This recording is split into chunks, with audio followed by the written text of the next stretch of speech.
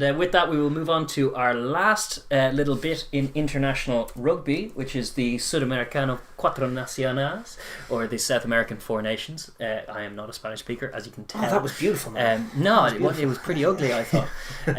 But yes, we have little reviews from last season. Obviously, that last week it got underway with Argentina 15 just by the skin of their teeth, scraping past Chile in 15, 25-24 with a big kick at the end of the game to win it. That was a fantastic game of rugby, man. The Argentine outfit just did not expect it. I think Chile, very, very comparable to what Uruguay were doing in the World Cup last year. Pace. Yeah, they brought speed, they brought flair, they brought lovely attacking kicks, which I know you love to see from them. The first try was a little lovely dab into the corner that was dotted down. Excellent. Yeah. They also kept their shape on D and rarely gave not never. I mean, this is a tournament which so far has been sort of littered with penalties. Yes. But they did their best not to be too egregious in that department, and very often they held a nice defensive shape, made their tackles, and made it difficult for Argentina. An Argentina 15 that weren't the free-flowing guys we were billing, but were maul tries. We're bringing the heft and physicality to try and bully the Chileans into submission, and it ultimately did just. But they weren't playing with a lot of confidence, and they were certainly shocked and rattled by a very gutsy, very plucky, but very disciplined Chilean performance. And I would say technical as well. Their smart kicking game and their smart passing game and offloading game was excellent. I thought Domingo Saavedra in the 13 shirt, not a guy I would have been familiar with, obviously, but I thought he looked awesome. Really polished, nice and physical. Got a lovely offload away for Lorenas, who finished nicely off the bench for his try. And likewise, fullback Rodrigo Fernandez, lovely name, and plays with a lovely tempo as well. Excellent. He was a very good counter-attacking player, and those were the two that were exciting. But Chilean backs playing at speed caused the Argentines all kinds of problems and made a real game of it. What I will say from the Argentines' perspective is that the last try from their captain at 13, or Kubisha, I think it might be, it was a brilliant score, and it was lovely phase play. The Chileans were holding that shape and defending nicely, and then they just executed like it must have been like a 5-on-4 really quickly, lovely hands, and got outside them and scored nicely. And that was it. They traded a couple of penalties after that, but that was the last try. And perhaps a fitting winning try, as well as a fitting winning kick. It was a very dramatic finish. Chile take the lead with 2 minutes to go. Argentina come back and take the lead and win the game. It's everything you want from a game of rugby, and something that tournament definitely needed, just to get people excited about. There was no blowout from the Argentinians. Chile put it up to them and very possibly deserved to win. It was definitely a get out of jail free card for Argentina, for sure. Then in the other game we had Uruguay 15. 25. Uruguay 15, 25 to 17. It's awkward saying the 15. It is saying 15. It's Uruguay 25, Brazil 17. So no losing bonus point for Brazil.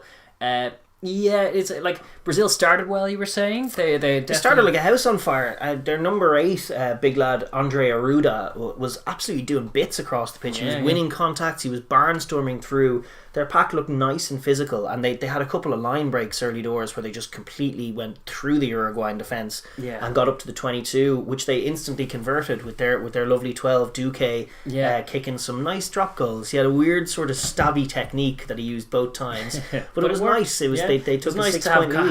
Have this to contrast with the drop goal gate from Bledisloe where neither of them did it. Down the pitch, chip Brazilian the drop goals. Showing you how it's done. a little bit. One could argue by the end of the game that perhaps tries were necessary after those line breaks, but as it was, it just got looser and looser from Brazil as the game went on, and Uruguay never panicked and sort of kicked their own way back into the game. Like Brazil, and we've been watching, we will talk about the game, we've been watching as the podcast has gone between Brazil and Argentina 15. But their discipline is just wild. It's all over the place. They were giving away some very loose penalties.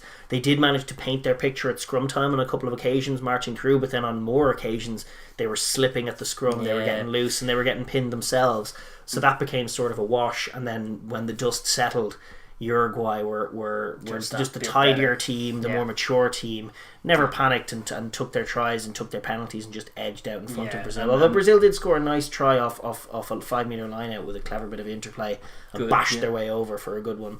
to keep the game alive. Uruguay obviously had first scored the try from a similar position. Yes. Uruguay, like we'd build them quite a calm team in the face of adversity, managed to keep their cool and just get the job. They are ultimately probably a bit superior to Brazil, and it showed. And they possibly, if they were a little bit accurate or a little less rusty, could have won by a bit more. But in the end, it was comfortable enough. They didn't need to. I mean, they were missing a lot of their key men. They had Freitas, who was so good on the right wing last year, playing at 13. There you go. Which was interesting. And their lad Favaro in the 14 shirt was kicking all their goals and kicked 20 points. There you go. Very impressive kicking from the winger. Yeah. So that was super stuff. And Uruguay ran out deserved winners. Yes. And we will move on then to Argentina v Brazil, which was happening tonight. It's Wednesday as we are shooting this.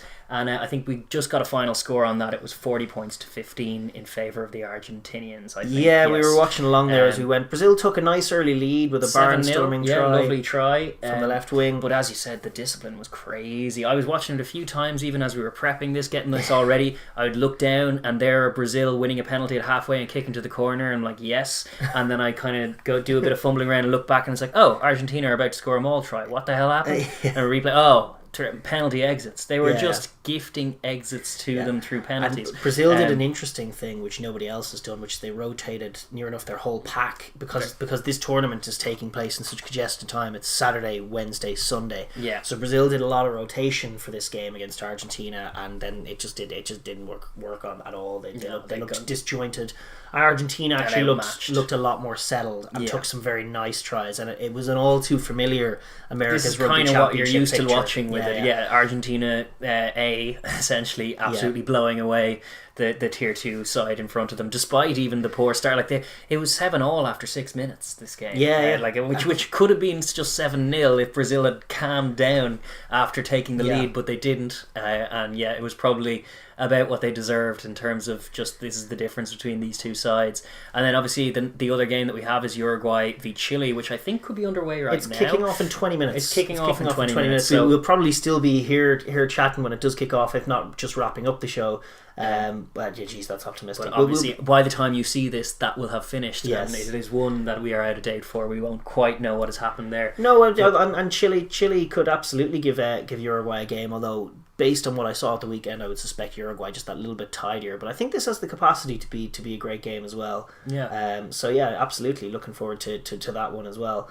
Which is coming up in 20 minutes time, so that's gonna be a fun one. We'll have it going. You have to watch it. Interestingly enough, with this tournament, my number one critique of the tournament is that the South American Rugby Organization seems to be batshit.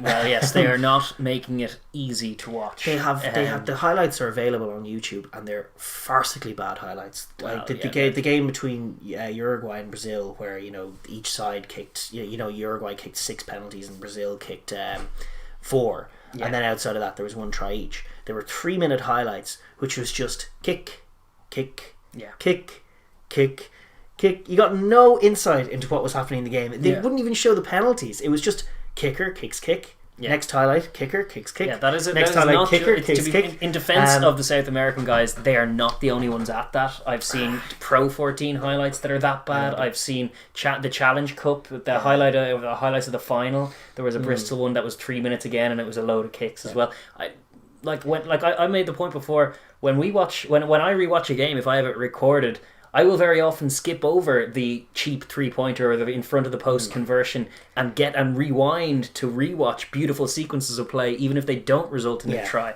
It's like we have very different definitions of what highlights mean in terms of rugby. It's just the other thing about this, like they've essentially hidden this competition. It's available to watch, and if you download their app, which I have done, on your phone, and then you can watch it, which is great. But it's like, why on earth should you have to download an app to watch this? You should be trying to get eyeballs on this. You've international rugby, you've massive populations.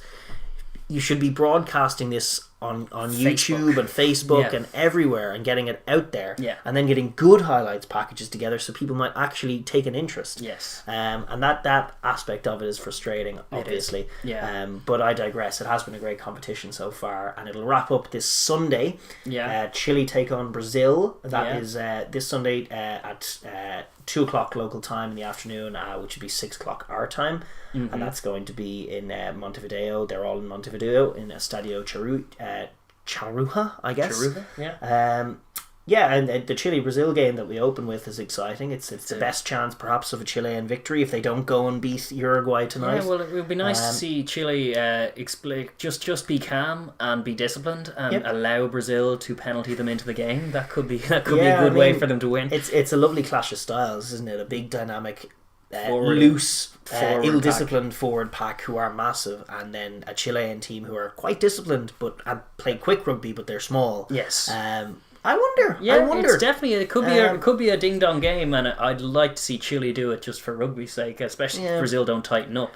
Well, Brazil, like with that performance there this evening, they didn't deserve anything out of that game. This is probably why they're fresh in my mind. It's why I'm really against them. Whereas Chile scored some pretty tries, put it up to Argentina, so I'm kind of there. I'm in their corner.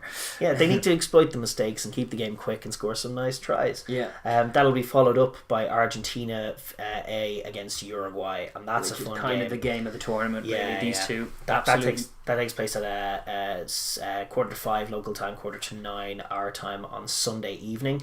And that's in Montevideo as well, and it's obviously a massive game for Uruguay. It'd be lovely to see them. It's probably going to be the championship decider as well. Oh yeah, I would think so. Yeah. But can Uruguay in their tightness and their new men manage to put it up to Argentina even without Aratas and Berchessis and Kesslers? It's possible they can. It's possible they can. Obviously, Argentina will be flying a bit higher and feeling better about themselves. Yeah, looks a little more settled today. Yeah. But I'm hoping that calm and that assuredness remains in Uruguay, and that they can be the more disciplined side and try and take advantage of some Argentina looseness. That's got to be an avenue for them. It's definitely a good game anyway, and just great to see, as we said last week, great to see rugby back on another continent in the world after all of this mad year that it has been. It's great to see this tournament going ahead.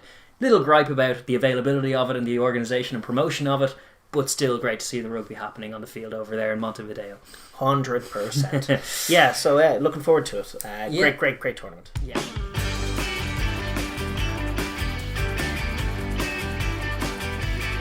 Tell you, as we're wrapping up the show, we're about to hit half time. I've been watching this Uruguay-Chile game. Feckin', I'm going to put this into the South America preview, because Uruguay took a 13-0 lead, and now Chile lead the game 17-16. They've come storming back. They're playing class rugby, and I cannot wait to watch the second half of this one. So we are going to leave you so I can do just that.